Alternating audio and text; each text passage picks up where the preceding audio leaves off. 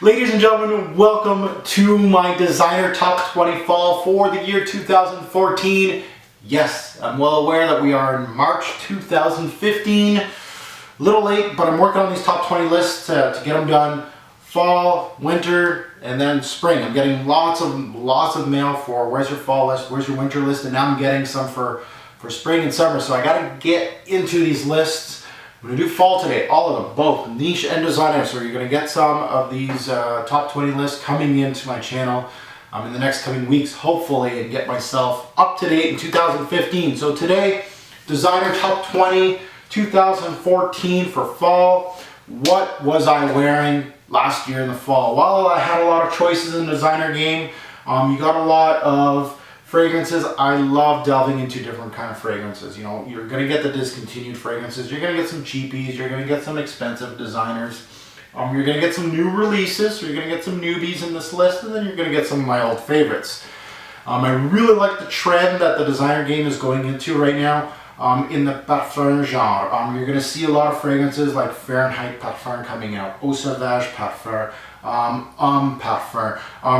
A lot of these brands are getting into this genre to have a parfum version of their fragrances, and I'm loving it. You're going to see a lot of these new releases in my top 20. I really like these genres better than the sport versions of all these fragrances. I really didn't like that trend. So parfum, I'm on the bandwagon, guys. Designers, if you're looking at these videos, I'm with you on this one. And these parfum editions are actually quite good. I like a lot of these. So let's get into it. At number 20 is a Thierry Mugler fragrance, one that is kind of swept under the rug. I did a full-fledged review on this fragrance, just to let you guys know, but it is one of the Muglers that is often forgotten. This one called, at number 20, Thierry Mugler's Amen, Angel Men's Taste of a Fragrance, also known as AKA Pure Chili. This fragrance really didn't get much hype when it was released. A lot of lukewarm reviews. I did a full-fledged review, so go check it out on my channel. It has that unmistakable Mugler patchouli DNA. It has that gourmand feel to this fragrance also, so it's all unmistakable Mugler fragrance. So if you like a lot of his fragrances, you definitely have to check this one out if you haven't already. It has that little hint of spice to it. It has like a little chili pepper note.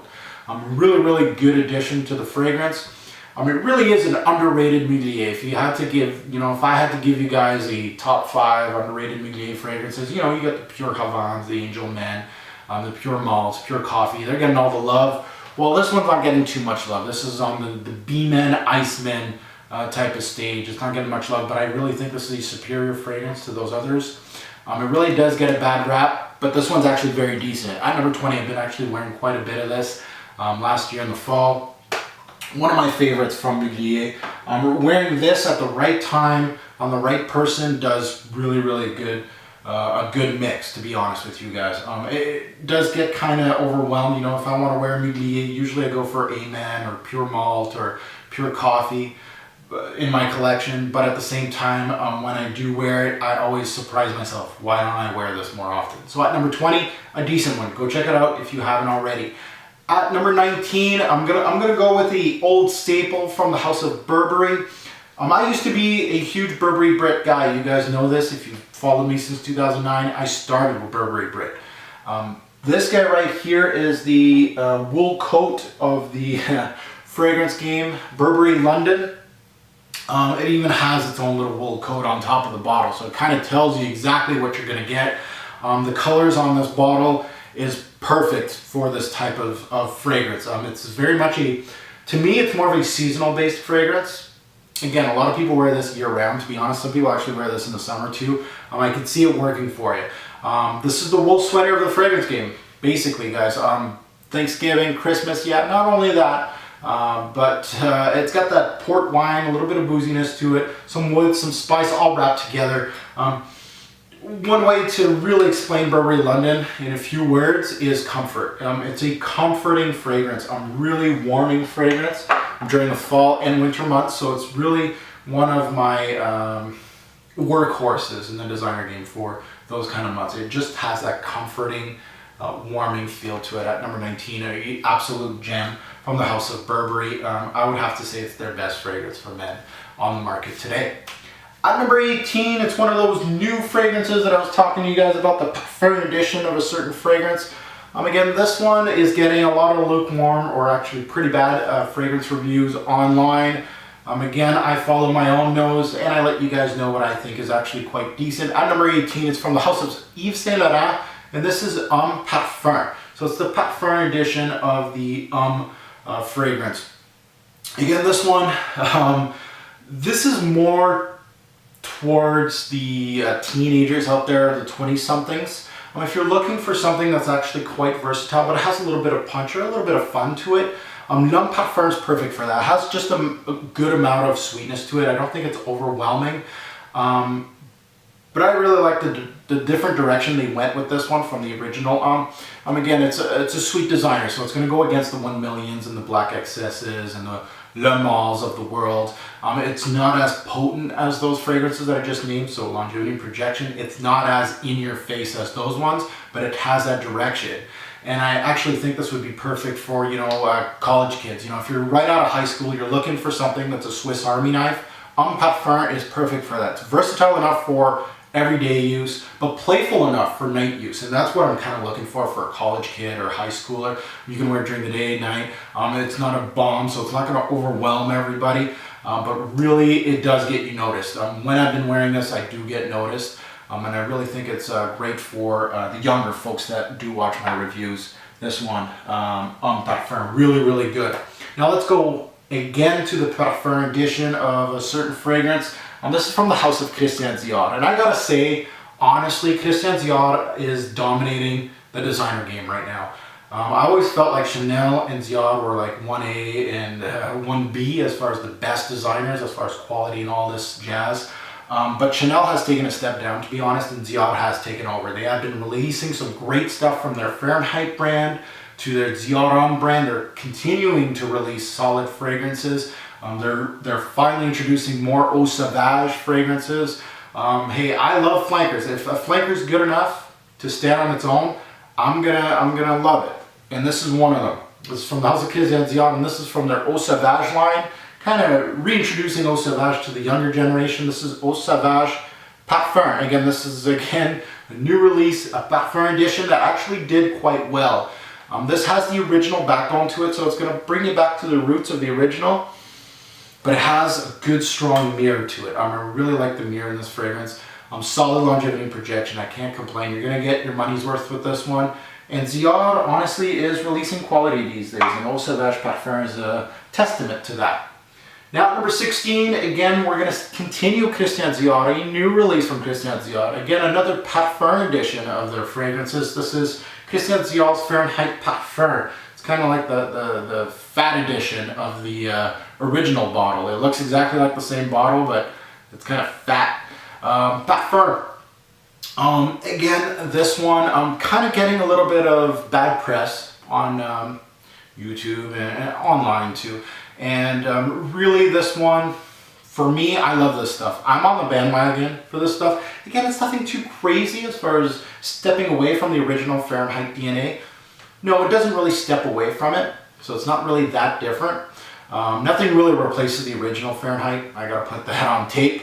But I believe this one is strong as far as being one that you should check out. It has the original DNA written all over it. It kind of has almost like a boozy facet to it. Again, I have to dissect it a little bit more, but this one has slowly made me love it and made my top 20. I've been wearing it quite a bit in the fall, mostly for testing purposes, but it's getting a lot of love too. Personally for me, I'm trying to dissect it a little bit more, and it's getting a lot of love from me. So Fahrenheit Parfum, go check that out. I prefer the Absolute version, and we're going to get to that because it has made my top 20, and I'm going to talk about that one later on in this top 20. Now number 15, we're going back to my roots, boys. This thing has been with me since my teenage years. This fragrance, you guys know me as Mr. Le Mal, or you calling it Le Marque. Well, this is pretty much closer to the Le Marque because I've been wearing this since I've been a teenager. And I mean, I've been going through bottles and bottles of this stuff. Again, I still have a bottle when I purchased like 3-4 bottles of this stuff back in the late 90s. I still have my original bottle from the late 90s. This guy right here, it's starting to to go down, but this is Hugo Boss's Boss Bottle, the originator. Now this fragrance right here, I'm gonna teach some people a little bit about Hugo Boss. You've heard me say this, I'm going on tape, it's on my YouTube channel before. The buck stops here for Hugo Boss, guys. You're gonna start here and you're gonna stop here. This is their only fragrance, in my personal opinion, that is worth retail pricing for Hugo Boss. Ever made. This is it. All that Hugo has released lots of fragrances for men. The buck stops here, boys. Boss Bottled. Perfect combination of fresh notes. We got some fresh notes here. We got a huge wallop of cinnamon. That's why I love it in the fall. A great, strong, spicy cinnamon. Some sweetness from the vanilla. I really like the blend in Boss Bottle. Signature scent worthy. Yes, sir. If you're looking at the term solid in the fragrance game, this is the picture beside it in the dictionary. Solid. It hits all boxes. You know, when I'm looking at grading certain fragrances, Boss Bottle hits all boxes. Longevity, good enough. Projection, good enough. Smell, great. Blend, good. Can I wear it dressed up? Yeah, I can wear it dressed down. It just hits everything. Boss Bottled. If you haven't smelled Boss Bottled, where have you been? Boss Bottled, number 15. At number 14, a discontinued gem. Yes. If you like woods in your fragrances, this is straight up woods right here. This fragrance, I remember when I first reviewed it back in 2009. It was like one of my first fragrance reviews in 2009. This fragrance right here, back then I bought it for under 20 bucks. Now it's skyrocketing to almost 100 and some to $200 to get a bottle. And this is from the house of Christian Lacroix, and this is Tumulte. Now you guys have seen this in my top 20s before. It goes in and out of my top 20s. It all depends if I really want to smell like cedarwood, because this is a cedar plank in a bottle. You're smelling the sprayer, you can close your eyes and you wouldn't say this is a fragrance. Like a fragrance somebody would actually wear. Why? Because it smells like somebody just put a cedar plank in front of you. It doesn't have much more than that. This is all it has to offer is a cedar plank. If I want to smell like Home Depot, this is Home Depot. There's nothing else masking it. It's Home Depot in a bottle. It's very straightforward, very simple, but again, it works. Tumulte, really a great fragrance from Christian Lacroix. Their best fragrance, to be honest. I'm happy I got a bottle for under 20 bucks. That is, the stock's rising on this one, boys. At number 14. At number 13, we're gonna go with the house of D Squared. I'm a huge fan of Rocky Mountain Wood. You guys know the Hewood line. I like some of them. Some of them are kind of lukewarm. But I've been kind of putting them in the background because this stuff has been a solid release. Again, this is a lukewarm reviewed fragrance. There's not much love. I would say 50-50. But this is Potion. And this is the Eau de Parfum. Again, they have an EDT and an EDP. I got the EDP right here. And this is, again, comfort. Really, this and this guy, Burberry London, these guys are kind of the same thing. Why?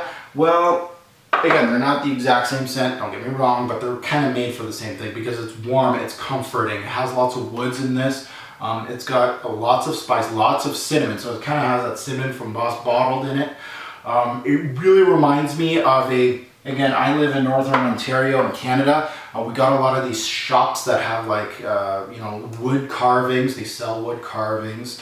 They sell like scented candles and incense and stuff like that. So we got these shops here in Northern Ontario, and this Potion stuff smells exactly like that. It's really, really comforting, warming. For the fall, Potion is straight up banger at number 13.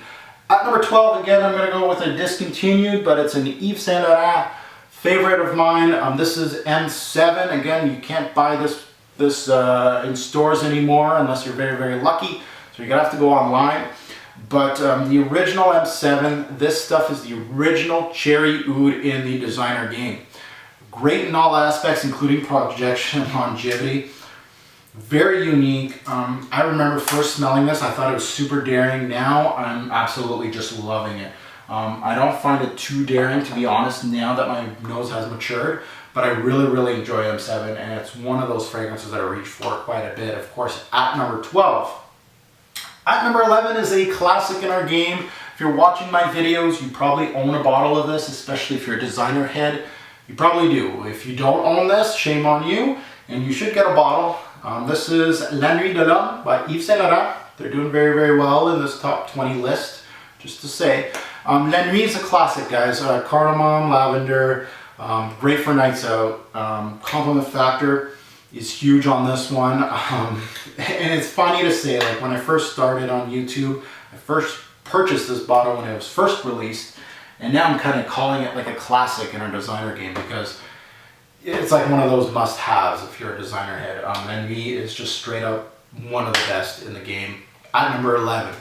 At number 10, now if I was in the fragrance game and I was giving you stock tips, number 10 would be one that I would say buy, buy, buy.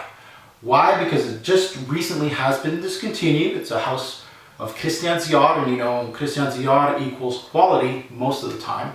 At number 10, this is one of my favorites from the Fahrenheit brand, Fahrenheit Absolute. Now Fahrenheit Absolute, buy, buy, buy. Yes, why? Recently discontinued.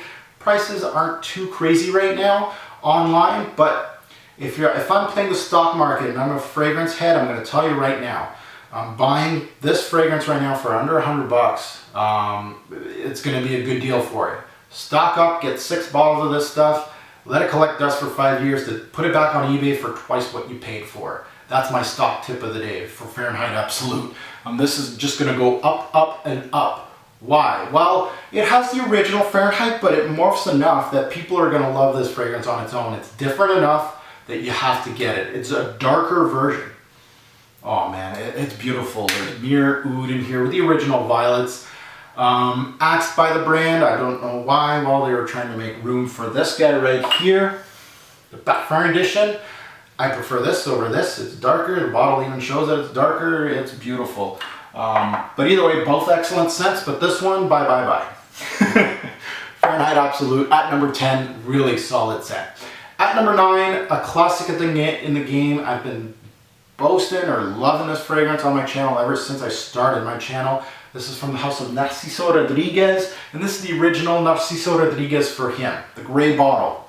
Why the gray bottle? Well, it smells like wet cement. The musk in this fragrance is absolutely bonkers. I've never smelled a wet cement smell like this. And this is almost, I don't like saying niche type quality, but it is. I would gladly, if I smelled this on a niche type price, like $200 a bottle, I'd probably buy it because it's very, very unique. It's very daring, it's very different, well balanced, yes. High quality, yes. Longevity and projection, up there. Check my review on this. If you haven't smelled this or you've smelt it early in your fragrance game and you're like, ooh, I don't know about this because it has a daring aspect to it, come back to it. Narciso Rodriguez for him is a come back to fragrance. It really is high quality stuff. I haven't seen anything matching this as far as quality goes and uniqueness. Good musk. Really great for fall and winter, of course. Same thing. Let's take a look at my top 8. Now number 8, Lalic's best fragrance on the market. Yes, I'm talking about the best vetiver in the game, Encre Noire. Very, very daring vetiver, but a good one. Really the best vetiver in the designer game. Very dark, very, very nicely balanced. It really just, again, all the check marks, and this is why some of these fragrances are so high in my list. It's just because they're so damn good at everything. Longevity, projection, smell, uniqueness. That's what I'm looking for in my top 20s, and you're going to see a lot of familiar faces, but there's some that are interchangeable in my list. But again, Encre Noire has been there since the days I started this. So again, you're going to see a lot of these familiar faces in these top lists. At number 7, a Gucci-based fragrance, an older Gucci-based fragrance. You guys, it's no secret that the Pour Hommes 1 and 2 are some of the best from the house of Gucci. Gucci Pour Homme 1 has been getting lots of play from me recently. One of the best cedar-based fragrances on the market today. Yes, it also has some smoky incense. Probably the manliest of the bunch here. It really has a man-like appeal to it. It's going to grow some hair on your chest. If you don't have any yet, you will. This can easily be my number 1 Gucci scent of all time. Definitely. And it can be number 1 on this list any year. It has shown that potential that I've been wearing it so much that yes, it was number 1. But again, top 10, Gucci put on one. You can't go wrong with the originator at number 7. At number 6 is from the house of Thierry Mugler, and then you guys kind of know my taste, and you know the Mugliers are coming. This is the first wave of the Mugliers at number 6. This one usually is not in my top 20s. Again, I've been criticized for not having this in my top 20s. This is one of those fragrances from the brand that has been slowly creeping up in my top 20s. But a lot of you are going to be happy today because it's made the list. Again, I'm starting to enjoy. I think this is the year that I finally got Pure Havane at number 6. Now, Pure Havane, again, I purchased this right from launch, of course. This is one thing with the Mugliers. A lot of them are really close to resembling each other, and sometimes I just don't reach out for it. If I'm in the mood for a Muglier, usually I go with the originator, Amen, or Pure Malt, and then the rest kind of get pushed aside just because they're so close to each other. Havane was only one that I always took a backseat to Pure Malt, mostly. I always went for Pure Malt before this. Personally, again, I'm being super honest with you guys. That's why it hasn't made a top 20 list that well. It's finally getting a little more play lately. I'm starting to really enjoy and kind of seeing the differences and what I enjoy more from Pure Havane, from Pure Malt, you know, those differences. So it's getting a little more play. It's an excellent scent, well worth a mention here, definitely.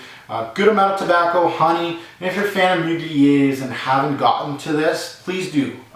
Again, especially if you're just following me on YouTube and fragrances and you haven't heard much from me, I still haven't done a full review on this fragrance. Please check it out. Definitely one of the best from Mugler. Pure Havane at number 6. Let's go top 5 dead or alive. Let's see. I want to see who's going to hang out at number 1. Who's going to be my top 3? Is it going to be around the same from last year? Well, no, Sauvage Parfum was in the top 3. I remember that. And that one's gone. And we'll see if Amen gets number 1. Well, let's take a look at it. At number 5, it's from the house of Valentino. And this one has been gotten a lot of play on YouTube lately and getting a lot of hype. And then I was, one of them that, I was impressed with this one.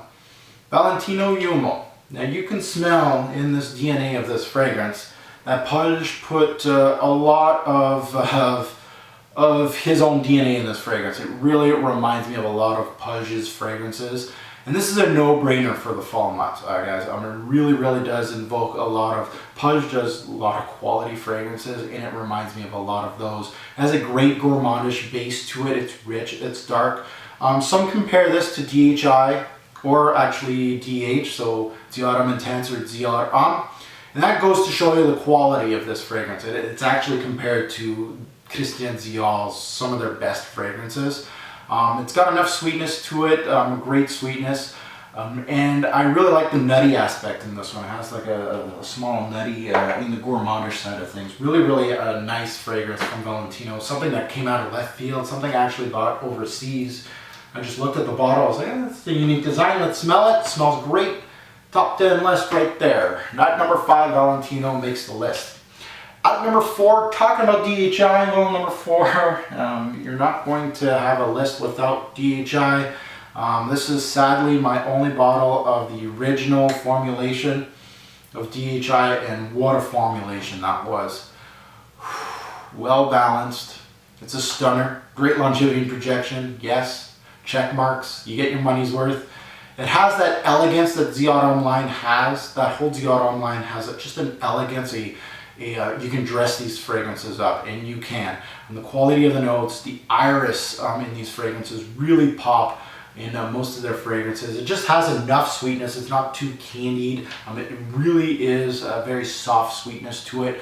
I call this one the tuxedo of the designer game. Yeah, this is the tuxedo. If I was wearing a tux and I had designer fragrances to pick, this is probably the one I would wear. Definitely. DHI, great fragrance at number 4. Top 3. So we're missing a couple Mugliers. We'll see if top 3 is going to be peppered Mugliers. Yes, this is wave 2 of the Mugler house. Let's take a look at it. At number 3, we got my staple Pure Malt, guys. Pure Malt is a stunner. Have you smelt this? Pure Malt. My review would not change from 2009 if I re-review this, and I probably will re-review it at some time.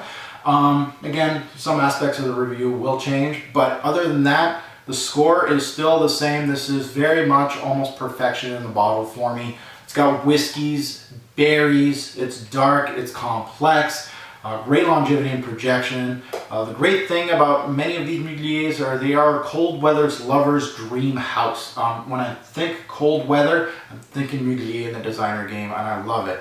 It has just that perfect balance of gourmandish, darker notes, challenging notes too. It's easy enough to love, but again, for the newbie, it might just be too challenging, but then you grow with the fragrance house. And this one, it's unique enough in the designer game to really just really stand out. And it's one of a kind. It's smooth enough, it's sweet enough to be enjoyed by designer lovers. Really, Pure Malt is, again, I'm starting to sound like a salesman, but Pure Malt that's why it's number 3 on my list. It's up there. Can be number 1 on anybody's list in any given year. At number 2 is the originator, Amen. Amen, classic in the game. It's warm, it's comforting, yes. It has that sweetness, that sweet aspect. It has that it really is daring at the same time. It will take time to some noses. Some noses will absolutely love it right away. Gourmand lover's dream, yes. Projection longevity is probably one of the best in the game, to be honest. It's a classic in its own right, yes. If I had a designer-only collection, Amen would be at the top of the list as the first 10 cents I would buy. If I had to restart my whole collection and it was just designers, and somebody told me, do a top 10 list, start from the one that you'd want the most from, top 10, Amen would be in that top 10 list by default. It's going to be number 1 or number 2. It's going to be one of the first ones that I buy, Amen, at number 2. Number 1 on the list. Well, it was number 1 last year, and it hangs on to the number 1 spot. And when fragrances hang on to number 1 spots in my lists, it's a good thing. They made their mark on me. This is from the House of Versace. Again, a lot of Versace's don't make my lists. I think Dreamer made the list a few years back. Versace Eau Fraiche made the list. I know Versace Put On makes the list quite a bit, but other than that, Versace is almost a no-no in the designer game. But this one, Versace Put On Oud Noir. On scent alone, this destroys a lot of the competition. Again, longevity and projection, depending on your skin and who you are and when you wear it, or how many sprays you wear, it might be very weak on your skin. Again, I've experienced that with Oud Noir. I'm not going to hide it or poo-poo it. No, I'm going to tell you straight up, it is the best Versace release in the past 10 years. Maybe the best ever from the house in the men's game. It is what it is. Dreamer's great for me. I love it personally. Some hate it, some love it. I'm in the love category, but it's never made number 1 on any of my lists. So personally for me, I think it is the best release in the men's game that they ever done. It's one of the darkest from the brand, definitely. There's a good amount of spice in this fragrance. It has challenging notes. It's got some woods. Longevity's pretty decent on me, to be honest, on most wearings. Projection kind of lacks, but still, I got to work with it. And I really think this fragrance is signature scent worthy. I really think just because of the lack of projection in this fragrance, I wear this to work. People love it, but I'm not beaming. I kind of wish it was a beaming type of fragrance, kind of like Amen. But again, beggars can't be choosers, and I really think that Oud Noir is a definite, as far as scent goes, it is a top fragrance in the designer game. Go check it out if you haven't already. So guys, this is my top 20 designer list. I've talked way too much. Hopefully you enjoyed it. Some newcomers, some discontinued fragrance, some old favorites of mine. Hopefully you enjoyed. Comment below, let me know what I'm missing. Tell me what I did right, what I did wrong. It's my list though, but hopefully you've enjoyed it. Thanks for watching, guys. Have a good one.